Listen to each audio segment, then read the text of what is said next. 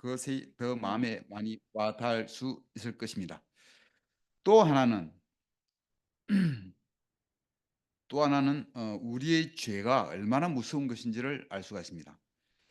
우리 죄의 문제를 해결하기 위하여 하나님의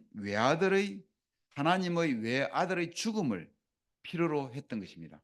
그러면 우리 죄가 얼마나 참 무서운 것인가를 생각할 수가 있는 것입니다. 우리가 죄를 대할 때 보통 두 가지의 태도를 보입니다. 사람들은. 바울은 고린도 사람들에게 편지를 쓰면서 이 두 가지 태도에 대해서 고린도후서 7장 10절에서 설명했습니다. 하나님의 뜻대로 하는 근심은 죄를 뉘우치고 구원에 이르게 하므로 후회할 필요가 없습니다. 그러나 세상 근심은 죽음을 가져올 뿐입니다. 하고 얘기하고 있습니다. 세상 근심이라는 것은 우리가 무슨 잘못을 했을 때, 그 결과가 안 좋을 때, 그 결과 때문에 힘들어하는 것, 그 근심을 말합니다. 예를 들어서 내가 거짓말을 한 것이 들통이 나서 내가 신뢰를 다 잃어버렸다든지 평판이 손상되었을 때 그 아픔, 그 근심이 바로 세상적인 근심입니다. 또 제가 돈을 한꺼번에 많이 벌고 싶어서 도박을 하다가 큰 돈을 오히려 잃어버렸을 때 그때 마음 아픈 것, 그 근심이 세상적인 근심인 것입니다. 이것은 죄로 인해서 생긴 결과에 대한 근심입니다. 이러한 세상 근심은 시간이 지나면서 또 잊어집니다. 잠잠해지고 대부분의 사람들은 다시 옛날 하던 방식대로 똑같이 행동하게 됩니다. 생각과 행동을 바꾸기보다는 이제 더 신경 써서 이제 도박을 더 잘했어. 이제는 실수 안 해야지. 이런 식으로 생각이 되고 이제는 거짓말을 하더라도 들키지 않게 더 치밀하게 해야지 하는 쪽으로는 발전할지 몰라도 삶은 변화하지 않습니다. 그러나 하나님의 뜻대로 하는 근심은 하나님께 죄를 지었기 때문에 마음에서 broken heart, 마음에서 상한 마음이 되는 것과 같은 것입니다. 여기에는 마음의 변화가 수반됩니다. 결과와 상관없이 하나님과 사람 앞에서 미안한 마음과 깨어진 마음, 상한 마음이 되어서 회개에 이르게 되는 것입니다. 하나님의 뜻대로 하는 근심은 생각의 변화가 따르고 삶의 변화로 연결되는 것입니다.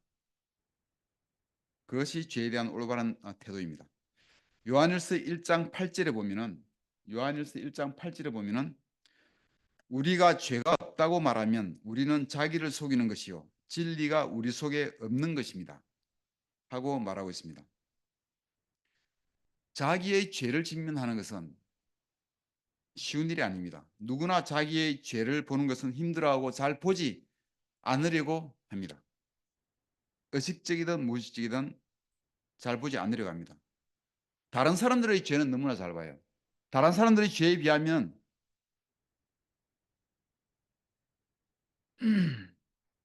내 죄는 아무것도 아니다 라고 생각하고 다른 사람들에게 손가락질하는 건 너무나 쉽게 하지만 그런 데는 능숙하지만 자신의 죄를 직면하는 것은 잘 하지 않습니다. 바리새인과 세리가 성전에 같이 기도하러 왔을 때 바리새인은 자신은 할 일을 다 잘한다고 자신의 의로움을 자랑했던 그 바리새인보다는 자신의 죄를 보고 감히 하늘을 우러러보지 못하고 가슴만 쳤던 그 세리가 하나님으로부터 인정을 받았지 않습니까? 자신의 죄를 볼 줄 모르면 그 안에 진리가 그 안에 없습니다. 자신의 죄를 볼 줄 아는 것이 필요합니다. 자신의 죄를 보지 못하는 것은 자신을 속이는 것이 되며 그런 사람은 하나님 앞에서 인정받기가 어렵습니다. 모든 갈등의 해결을 위해서 필요한 것은 자신의 죄를 돌아보는 데서 시작됩니다. 만약 우리가 자신의 죄를 돌아보지 않고 자신 눈의 들보를 뺄 생각은 하지 않고 다른 사람에게 손가락질, 다른 사람을 탓하기만 한다면 거기에는 그 갈등은 해결하기가 어렵습니다. 거기에는 희망이 없습니다. 그러나 우리가 덜 준비가 되었을 때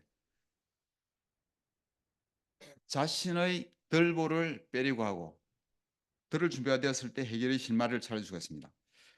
내가 하나를 잘못하고 9번 상대방이 잘못했다고 생각되더라도 자신의 하나의 죄를 먼저 회개하고 그 나의 하나의 잘못이, 나의 작은 잘못이 상대방에게 어떠한 상처를 주었는지, 어떠한 영향을 주었는지를 상대방의 마음을 들을 준비, 상대방으로부터 들을 마음의 준비가 되었을 때, 그때 희망이 있습니다. 들을 준비를 하지 않고 타닥이 바쁘다면, 상대방의 손가락질을 바쁘다면 갈등 해결은 요원합니다. 자신의 잘못을 보기 어려울 때 아주 쉬우면서도 효과적인 방법이 있습니다. 영적으로 성숙한 형제에게, 자매에게 물어보면 간단합니다.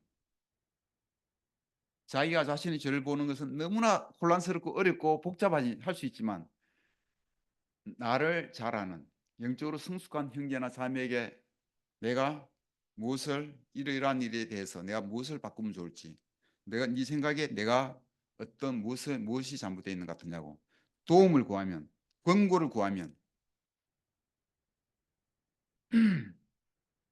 아주 놀라운 답을 받을 수 있을 것입니다. 잠언 12장 15절에서는 이런 얘기를 합니다. 어리석은 사람은 자기 행위가 옳은 줄로 생각하지만 지혜로운 사람은 남의 충고를 듣는다라고 되어 있습니다. 성숙한 자매에게, 성숙한 형제에게 가서 마음을 열고 얘기하고 권고를 부탁하고 도움을 구하면 많은 경우 답을 구할 수 있습니다. 우리는 나이가 들어갈수록 자기 생각이 강해지고 겸손해지기 어렵습니다. 크리스천 삶을 많이 살수록 교만해지기는 쉽고 겸손해지기는 어렵습니다. 갈등에 연관될수록, 갈등에 연루될수록 그 자신의 모습을 객관적으로 보기가 더 어려워집니다. 저는 형제에게 도움을 구할 때마다 제 삶의 방향을 바꾸는 그런 경험을 많이 했습니다. 아마 여러분도 그럴 거예요. 그렇게 형제 자매에게 도움을 구하는 것은 아주 유익합니다. 갈등을 일으키거나 갈등을 겪을 때 우리가 짓기 쉬운 죄들에 대하여 알아보겠습니다. 두 가지만, 책에는 여러 가지가 있지만 두 가지만 말씀드리겠습니다. 첫째는 혀를 무기로 사용하는 것. 혀를 무기로 사용하는 것에 대한 것입니다. 고린도후서 12장 20절입니다. 내가 두려워하는 것은 내가 가서 여러분을 만나볼 때에 여러분이 혹시 내 기대에 어긋나지 않을까 하는 것과 또 내가 여러분의 기대에 어긋나지 않을까 하는 것입니다. 또 여러분 가운데에 싸움과 시기와 분노와 경쟁심과 비방과 수군거림과 교만과 무질서가 있지는 않을까 두렵습니다. 아멘. 성경에서는 종종 혀가 갈등의 주 요인이라고 경고하고 있는 구절을 많이 볼 수 있습니다. 야고보서에서는 혀에 대해서 이야기하면서 아주 작은 불이 굉장히 큰 숲을 태운다고 하면서 혀는 우리 몸의 작은 한 지체이지만 온몸을 더럽히며 인생의 수레바퀴에 불을 지르고 결국에는 혀 그 자체도 지옥불에 게hen나의 불에 타버린다고 이야기하고 있습니다. 혀가 우리를 지옥으로 이끈다는 이야기입니다. 무섭지 않습니까? 우리가 하는 말은 여러 형태로 죄를 짓게 하고 죄를 짓고 갈등을 일으킵니다. 함부로 말하거나 마음에 떠오르는 대로 생각 없이 그냥 함부로 얘기할 때 많은 갈등을 일으킬 수 있습니다. 특히 혼란의 시기에, 갈등의 시기에 너무나 쉽게 함부로 말을 하는 경향이 있습니다. 군중이 모였을 때 더욱 쉽게 그런 경향이 있습니다. 평소의 관계라면 할 수 없는 말들을 갈등의 시기에는 쉽게 해버립니다. 그리고 갈등을 더욱 깊게 만들어 버립니다. 지난 수년간 우리는 말로 인하여 많은 상처를 주고받았고 많은 아픔을 지금도 우리는 가지고 있습니다. 지금이라도 우리는 상대방의 말을 들을 준비를 해야 합니다. 지금도 상대방을 공격하고 비난할 줄만 안다면 정말 희망이 없습니다. 우리는 예수님의 가르침을 깊이 깨달아야 합니다. 먼저 자신의 눈의 들보를 볼 줄 아는 것이 필요합니다. 고린도후서 이 말씀에서 보면은 비방과 수군거림에 대하여 바울이 말하고 있습니다. 비방과 수군거림을 싸움, 시기, 분노, 경쟁심, 교만, 무질서 이러한 단어들과 함께 나열하면서 바울이 두려워한다고 이야기하고 있습니다. 우리는 수군거리는 것을 너무 좋아합니다. 남의 뒷얘기, 가십, 뒷담 이야기하는 걸 너무나 좋아해요. 잠언 26장에 보면 이 뒷담은 너무나 이게 맛있는 음식과 같다고 이야기되어 있어요. 그래서 뱃속 깊은 데로 내려간다고 소화도 잘 되고 너무나 우리는 남 얘기를 정말 맛있는 음식보다 더 좋아하는 성향이 있습니다.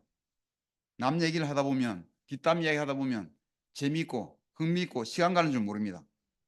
재미있고 맛있습니다. 그러나 우리는 그런 뒷담 이야기가 분열을 일으키고 갈등을 일으키는 주범이 된다는 사실을 명심해야 합니다. 그 얘기하는 정보가 설사 사실이라고 할지라도 남에 대하여 수군거리는 것은 성경적으로 항상 죄입니다. 영적으로 성숙하지 않은 행동임을 알아야 합니다. 우리가 맛있게 얘기하는 뒷담들이 이 교회에 큰 상처를 주었다는 사실을 우리는 깨달아야 합니다. 죄가 있거나 문제가 있을 때, 정말 문제가 있을 때, 뒷담을 해야 할 만큼 가만히 있어도 안 되는 문제가 있을 때, 우리는 마태복음 18장의 우선순위대로 처음에는 당사자와 1대1로 얘기하고 그것이 안 통하면 다음에는 한두 사람 더 데려가서 진지하게 얘기하고 그것이 안 되면 교회와 얘기하고 이런 절차를 조용히 그리고 사랑을 가지고 진행을 해야 하는 거예요. 그것이 성경의 방법입니다. 가장 비방을 잘하는 자는 누구겠습니까? 악마입니다. 악마. 사탄. 헬라어 단어 디아블로스는 그 의미가 비방하는 것이고 중수하는 것입니다. 그런데 그 의미가 비방한다는 이 의미가 의미로 쓰이는 단어 헬라어 단어 디아블로스는 바로 마귀, 악마의 의미로 성경에서 쓰이고 있습니다. 우리는 다른 사람을 비방하는 일을 멈춰야 합니다. 그 부분에서 특히 회개해야 합니다. 에베소서 4장 29절 말씀처럼 우리는 나쁜 말은 입 밖에 내지 말고 덕을 세우는 데 필요한 말이 있으면 적절한 때에 해서 듣는 사람에게 은혜가 되게 하십시오. 은혜가 되는 말을 해야 됩니다. 특히 혼란의 시기에 갈등의 시기에 우리는 혀를 조심하여 하나님과 사람들에게 죄를 짓지 않기를 바랍니다. 그 다음에 두 번째는 권위를 존중하지 않는 것입니다. 로마서 13장 1절에서 2절입니다. 로마서 13장 1절에서 2절. 사람은 누구나 위에 있는 권세에 복종해야 합니다. 모든 권세는 하나님께로부터 온 것이며 이미 있는 권세들도 하나님께서 세워주신 것입니다. 그러므로 권세를 거역하는 사람은 하나님의 명을 거역하는 것이요. 거역하는 사람은 심판을 받게 될 것입니다. 아멘. 갈등의 또 다른 흔한 원인은 하나님이 세우신 권위, 권세, 교회에서, 정부에서, 가정에서, 일터, 회사에서 세우신 권위에 반항하거나 그것을 함부로 대하는 것입니다. 모든 합법적인 권위는 하나님이 세우셨고 그 주된 목적은 화평과 질서를 유지하기 위해서 세웠습니다. 그리고 하나님은 권위가 부여된 자들에게 그 권위를 어떻게 사용해야 할지도 분명히 명령하고 있습니다. 성경에 이런 말씀도 있습니다. 다스린다고 자처하는 이방 사람들이 백성들을 마구 내리누르고 고관들은 백성들에게 세도를 부리지만 그러나 너희는 그렇게 해서는 안 된다. 너희는 누구든지 위대하게 되고자 하는 사람은 섬기는 사람이 되어야 하고 너희 가운데서 누구든지 어떤 이 되고자 하는 사람은 모든 사람의 종이 되어야 한다. 여러분은 맡은 사람들을 지배하려고 하지 말고 양떼의 모범이 되십시오 하고 권위를 가진 사람들에게 어떻게 인도해야 될지 어떻게 그 권위를 행사하는지에 대해서 분명히 가르치겠습니다. 지도자들이 권위를 잘못 사용하고 자기 목적을 위해서 세도를 부리거나 지배하려고 하거나 하면은 결국은 하나님이 그들에게 그 책임을 물으실 것입니다. 동시에 하나님은 또 권위 아래 있는 자들에게 명령을 하셨습니다. 하나님을 위해서 그리고 그들 자신의 유익을 위해서 그들 위에 있는 자들에게 복종하라고 하였습니다. 오늘날 권위에 복종하라고 하라는 이야기를 하면 아마 많은 사람들이 굉장히 민감하게 반응할 수도 있을 것입니다. 그러나 제가 드린 말씀은 제가 지어낸 얘기가 아니고 성경의 말씀을 전하는 것입니다. 하나님을 위해서 여러분의 유익을 위해서 그렇게 하시기 바랍니다. 성경적으로 세워진 권위를 거스르는 자들은 하나님을 거스르는 것이라고 분명히 말씀에서 얘기하고 있습니다. R.C. 스프롤이라는 사람은 이 사람이 누군지 저도 모르겠어요. 이게 책에 나와 있어요. 이런 사람은 이렇게 얘기했습니다. 모든 권위는 그리스도 아래에 있다. 우리가 작은 권위들에 반항하면 그리스도에게 반항하는 죄가 된다. 왕이 임명한 통치자들을 거스르고서는 왕과 그의 권위를 섬기는 것이 아니다. 당신이 그리스도의 나라에 경의를 표하면서도 그의 권위를 거스르면 외식하는 죄가 될 뿐만 아니라 우주 법칙을 반영하는 죄가 된다. 권위를 존중하는 것은 매우 중요한 일이기 때문에 예수님은 우리에게 우리 위에 있는 권위를 가진 자들에게 순복하라고 명령하셨고 심지어 그들이 외식하거나 거칠게 행동하더라도 그렇게 하라고 이야기하셨습니다. 다른 말로 하면 하나님은 우리에게 권위자들의 성격에 문제가 있고 결함이 있다 할지라도 그들의 지위를 존중하라고 이야기했습니다. 물론 권위는 제한되어 있습니다. 옳지 않은 일을 하라고 하거나 죄를 지으라고 이야기할 때는 따라서는 안 될 것입니다. 그렇지만 성경에 위배되지 않는 한 권위를 가진 사람이 어떤 지시를 내릴 때 그 모든 지시사항들에 따라야 하고 하나님이 그 결과를 처리해 주실 것을 믿어야 할 것입니다. 제가 지금 말씀드린 가르침은 요즘 가르치기 쉽지 않은 가르침입니다. 그러나 저는 확신합니다. 이것이 우리 모두의 유익에 꼭 필요합니다. 하나님이 눈을 열어주셔서 우리가 우리 죄를 보게 되었을 때 지난 잘못에서 해방될 수 있는 회개의 길까지 어떻게 가는지를 알려주셨습니다. 그 회개하는 방법 중에 하나가 고백하는 것입니다. 빛 가운데 나오는 것, 고백하는 것입니다. 만약에 우리가 이 고백의 능력을 경험하면 고백할 때 얼마나 우리가 자유로워지는지 그것을 경험하면 할수록 아마 많은 사람들이 고백에 대해서 이야기하고 있어요. 하나님께 고백하면 되지 사람들이 고백해야 되나? 과연 어디까지 고백해야 되나? 이런 많은 논란을 할 필요가 없어요. 이 고백을 해보고 그것이 얼마나 자유로움을 주는지 그것을 경험하면 할수록 이 고백이 얼마나 중요한 건지를 알 수가 있습니다. 이 고백은 우리 마음을 깨끗하게 하고 자유롭게 하는데 정말 특효약이라는 것을 경험하게 되면은 저는 이 고백을 해야 된다 안 해야 된다 이런 이야기 할 때 저는 별로 신경 안 씁니다. 그렇지만 저는 고백할 거예요. 고백할 때, 빛 가운데 나올 때 정말 성경에서 말하는 자유로움을 느낄 수 있기 때문입니다. 누가 뭐라고 하지 않아도 그 방법을 자주 사용할 것입니다. 우리에게 자유로움을 주는 올바른 고백을 하기 위해서 여기에 대해서도 두 가지만 유념할 필요를 말씀드립니다. 첫째는 내 죄와 관련된 모든 사람에게 고백하는 것입니다. 영화 미랑에서 보면은 미랑 영화를 본 사람 있어요? 한번 손 들어보세요. 미랑 영화. 아 예, 그러시구나. 이 좀 나온 지 오래됐는데 그죠? 이 미랑 영화에서 보면은 자기 자식을 유기하고 죽인 범인을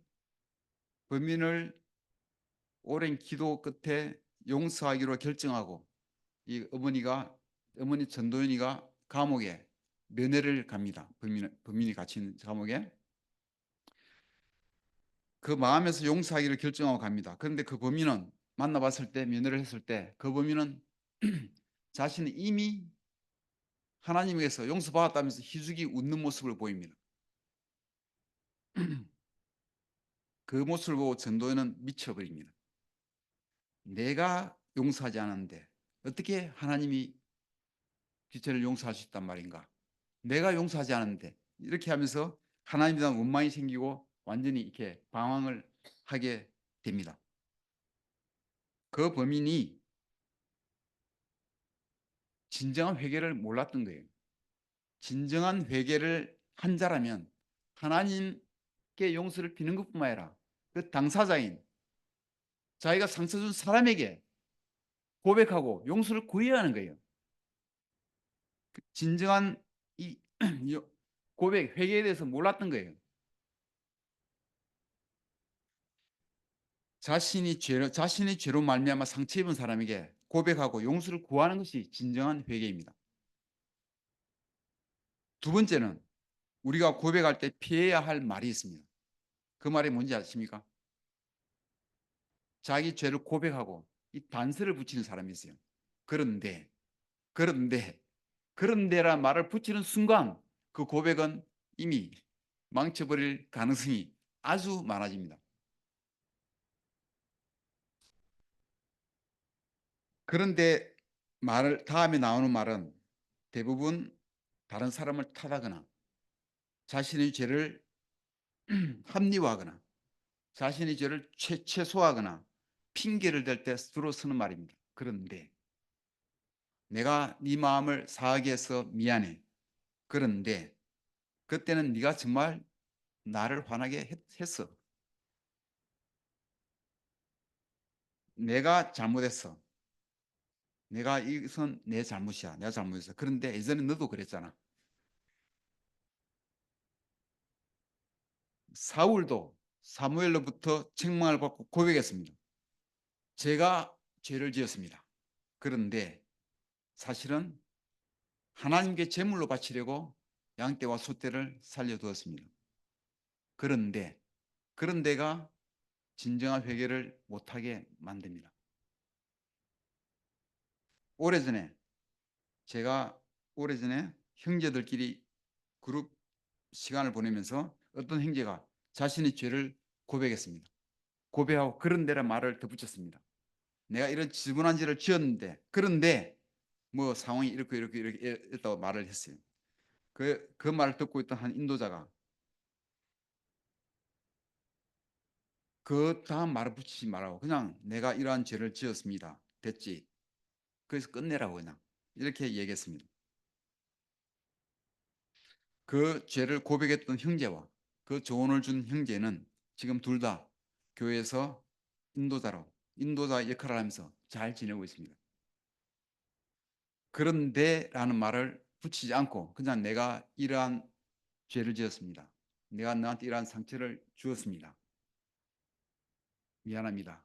그래서 끝내야 돼요. 그런데 그때 내가 뭐 일을 해서 너무 힘들었기 때문에 뭐 이런 말은 전에 붙이지 않기를 바랍니다. 요한일서 1장 9절을 보시겠습니다. 우리가 우리 죄를 자백하면 하나님은 신실하시고 의로우신 분이셔서 우리 죄를 용서하시고 모든 불의에서 우리를 깨끗하게 해 주실 것입니다. 아멘. 마무리하겠습니다. 화평하게 하는 자가 되려면 우리가 갈등의 원인이 된 점을 정직하게 다룰 필요가 있습니다. 갈등의 원인이 무엇인지를 직면할 필요가 있습니다. 우리가 자신의 잘못을 돌아보고 고백을 통해서 회개에 이르게 되면 자신의 눈을 들보를 먼저 빼낸 후에는 예수님을 위하여 귀하게 쓰임 받을 준비가 될 것입니다. 갈등 해결을 시작할 마음의 준비가 될 것입니다. 상대방의 말을 들을 마음의 준비가 그때 될 것입니다. 그러면 우리는 다른 사람들을 온유하게 회복시키는 데 도움을 줄 수가 있고 우리 간의 어려운 갈등 해결의 길이 그때부터 시작될 것입니다. 현재 우리의 삶에 갈등이 있다면 내 삶에서 갈등이 있다면 다른 사람을 손가락질하기보다는 상대방의 말을 들을 준비를 하는 우리 모두가 되기를 바랍니다. 그래서 우리 모두 화평하게 하는 자가 되기를 바라면서 말씀을 마치겠습니다. 감사합니다.